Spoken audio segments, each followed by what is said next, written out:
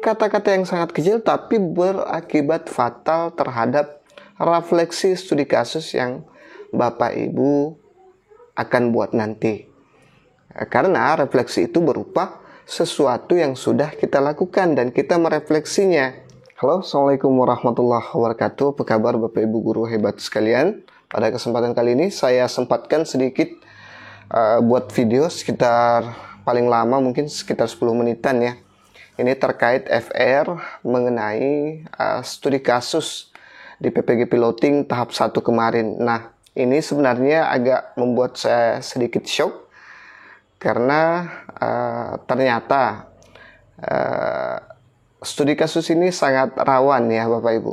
Sebelum kita lanjut sharingnya, saya mau Bapak Ibu guru subscribe dan like, share ke sosial media Bapak Ibu sekalian biar video ini makin bermanfaat dan bisa berimbas ke banyak orang Bapak Ibu. Baik, kita kembali ke pembahasan kita tadi. Nah, setelah saya cek-cek, setelah saya lihat beberapa komen dan berbagai chat yang masuk juga untuk pembuatan studi kasusnya, mereka kebanyakan teman-teman guru masih banyak yang belum mengerti terkait studi kasus, refleksi studi kasus yang bakal Bapak Ibu guru hadapi nanti di UK PPG ya. Jadi kalau perlu teman-teman silahkan, sudah 2 video saya membahas mengenai refleksi studi kasus ini.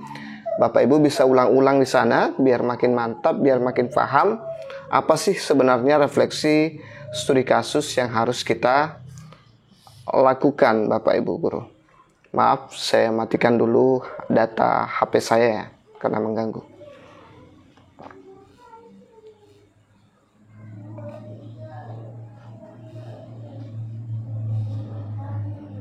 Baik, kita lanjut Bapak Ibu guru. Nah, kebanyakan dari kita tidak paham apa sih yang namanya studi kasus itu sendiri. Padahal sudah saya perlihatkan di video sebelumnya, tonton ya.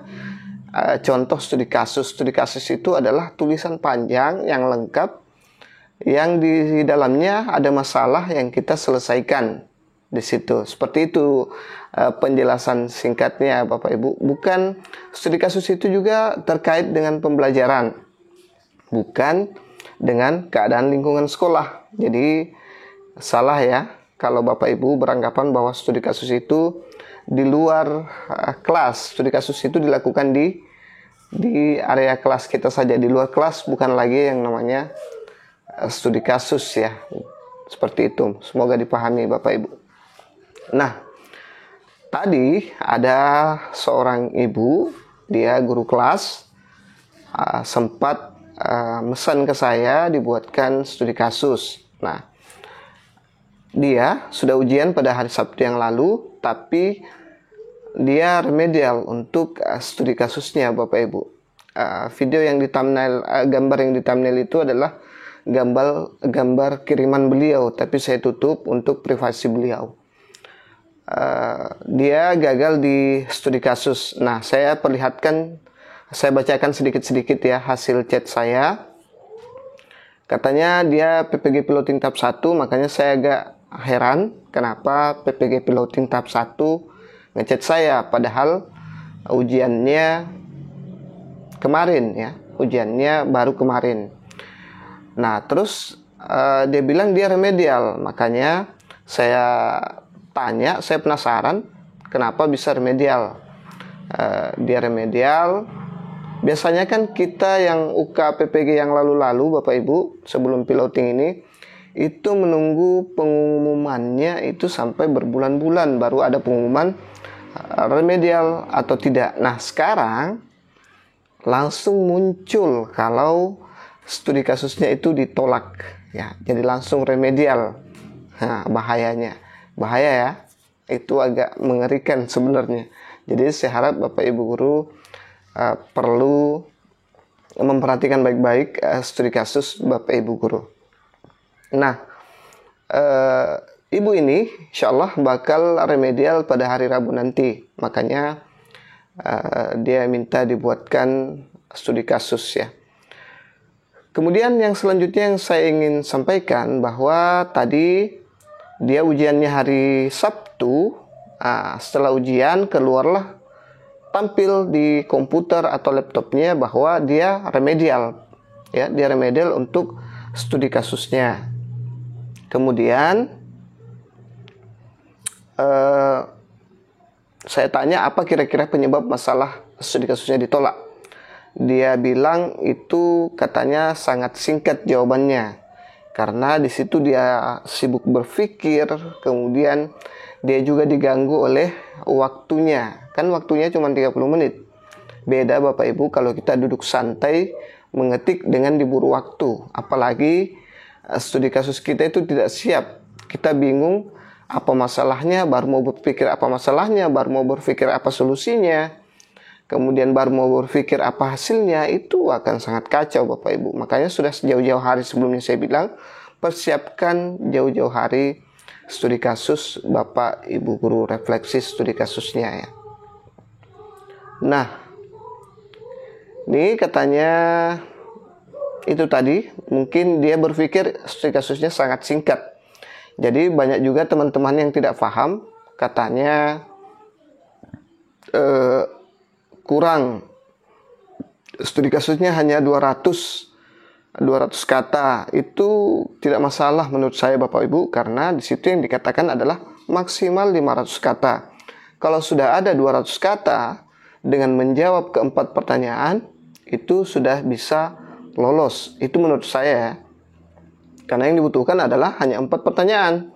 Apa masalahnya, apa upayanya, kemudian apa hasilnya, dan yang terakhir adalah apa pengalaman yang bisa dipetik, pengalaman berharga yang bisa dipetik dari masalah itu. Nah, saya pikir kalau 200 kata itu sudah memenuhi Bapak Ibu, sudah cukup untuk menjawab pertanyaan, keempat pertanyaan ini. Ya, jangan sampai jawabannya cuman misalnya kayak gini ya. Apa tantangan yang pernah Bapak Ibu hadapi? Misalnya siswa di kelas saya malas, itu saja jawabannya. Itu kacau nanti ya. Kemudian apa upayanya? Saya mengajar di kelas, itu saja. Saya mengajar di kelas, pendek saja. Kemudian apa hasilnya? Bagus. Nah, itu mungkin yang fatal ya. Kemudian apa pengalamannya? Cuman beberapa kata ya. Saya pikir 200 kata aman Bapak Ibu. 200 kata aman sampai 500 kata ya. Jadi jangan terlalu kaku, 500 kata itu maksimal. Saya ulangi lagi, itu maksimal Bapak Ibu untuk 30 menit. Nah, selanjutnya dalam penulisan studi kasus juga perlu dihindari kata-kata refleksi ya, maaf. Dalam refleksi penulisan studi kasus perlu dihindari kata-kata akan, mau, ingin ya. Jadi hindari kata-kata itu. Jangan sama sekali memakai kata-kata itu. Misalnya upaya yang Anda lakukan, apa upayanya? Saya akan membuat media yang menarik, jangan ya. Saya membuat media yang menarik. Ini kecil Bapak Ibu. Penulisan akan, mau dan ingin sebenarnya hanya kata-kata yang sangat kecil tapi berakibat fatal terhadap refleksi studi kasus yang Bapak Ibu akan buat nanti. Karena refleksi itu berupa sesuatu yang sudah kita lakukan dan kita merefleksinya. Kalau ada kata akan, ingin, mau, itu berarti baru mau melakukan. Itu bukan lagi namanya refleksi. Semoga dipahami ya. Kalau masih belum dipaham, diulang-ulangi lagi videonya Bapak Ibu. Kemudian saya tanya lagi, kita kembali ke Ibu yang tadi. Saya tanya apakah yang Ibu jawab di situ mirip dengan cara jawab Ibu mirip dengan refleksi saya di video. Dia bilang tidak. Makanya dia minta yang seperti itu. Baik, apalagi ya? Saya kira itu saja. Ini buru-buru karena saya lagi kerja juga, lagi sibuk kerja Bapak Ibu. Cuman ini saya buat video untuk memberi peringatan kepada teman-teman, jangan memandang enteng yang namanya studi kasus. Agak-agak susah-susah gampang ya. Saya di sini tugasnya hanya membantu, selebihnya saya serahkan ke teman-teman, ke Allah ya, ke penguji ya. Saya hanya bertugas sebagai fasilitator. Saya hanya membantu Bapak Ibu. Bagi yang ingin melakukan pemesanan, silahkan berkomentar di video saya ini. Silahkan chat ke WhatsApp saya. Saya akan bantu buatkan refleksinya. Dan dari beberapa orang yang sudah saya bantu itu tidak ada yang sama ya. Saya paham betul bahwa plagiasi itu tidak boleh. Jadi saya usahakan supaya berbeda dengan yang satu dengan yang lain. Ini sudah banyak guru bahasa Inggris, guru SMP, saya bedakan semua kasusnya Bapak Ibu. Jadi jangan khawatir mengenai terbaca plagiasi nanti pada saat menulis nanti ya. Intinya saya hanya membantu, selebihnya Bapak Ibu guru. Walaupun saya kasih, kalau Bapak Ibu tidak hafal, tidak pahami, itu sama dengan nol. Kemudian saya bukan penguji yang bisa meloluskan. Mudah-mudahan dengan bantuan saya berharap Bapak Ibu sukses di UK PPG nanti. Itu saja mungkin. Ini agak berputar-putar cara saya bicara karena agak buru-buru Bapak Ibu guru. Semoga bisa dipahami apa yang saya sampaikan malam hari ini. Semoga bermanfaat. Yang ingin pesan silahkan di kolom komentar ya. Berkomentar di kolom komentar. Demikian. Sukses semuanya. InsyaAllah mudah-mudahan lulus semua. Wassalamualaikum warahmatullahi wabarakatuh.